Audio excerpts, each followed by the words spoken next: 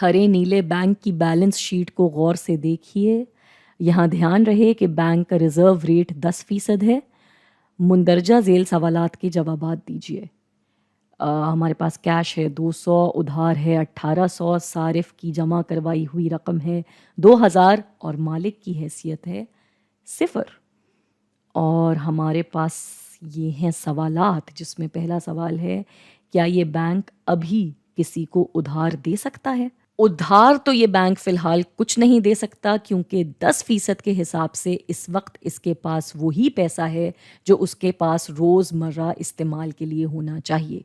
तो बैंक के पास इस वक्त उधार देने के लिए पैसा ही नहीं है, तो वो उधार नहीं दे सकता। अगले सवाल पर आते हैं। तसव्वुर करते हैं कि कैसर साहब इस बैंक में 100 रुपये जमा करवाते हैं। अब बैंक कितना उधार दे सकता है?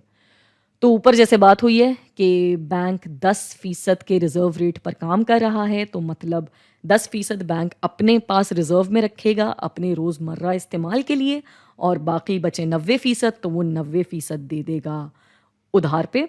तो 100 रुपये का 90% बना 90 रुपये, तो 90 रुपये गए उधार में।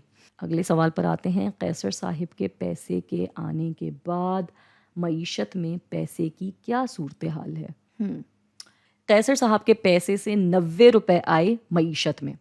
तो जब ये 90 रुपये बैंक उधार देगा किसी को, तो जाहिर है वो शख्स किसी और बैंक में जाएगा और जाकर के वही पैसा रखवा देगा।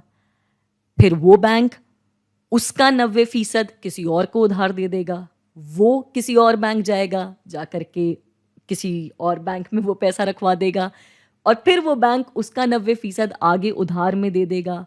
तो जब हम इसको रियाजी के उसूलों से हल करेंगे तो इसका जवाब आएगा तकरीबन 900 रुपये।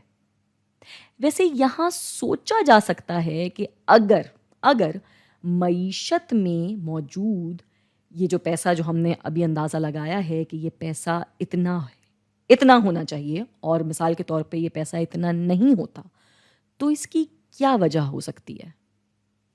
थोड़ी देर के लिए इस वीडियो को पॉज करें और इसके ऊपर सोचें। क्या जवाब मिला? जी, इसकी 2 वजूहात हो सकती हैं। पहली तो ये कि शायद बैंक 10% से ज़्यादा रिजर्व अपने पास रख रहा है, यानी शायद ये बैंक जो इस पैसे को किसी गाहक से ले रहा है, किसी सारिफ से ले रहा है, वो अपनी ज़रूरत के लिए सिर्फ 10% नहीं रख रहा, 10% से ज़्यादा रख रहा है। ये एक वजह बन सकती है कि शायद मईशत में इतना पैसा ना हो जितना कि हम अंदाज़ा लगा रहे हैं। दूसरी वजह ये हो सकती है कि हो सकता है बैंक्स तो वही 10% रिजर्व रख रहे हों और 90% उधार दे रहे हों, मगर लोग वो पूरा का पूरा 90% बैंक को न दे रहे हों और उसमें से कुछ हिस्सा अपने पास रख रहे हों।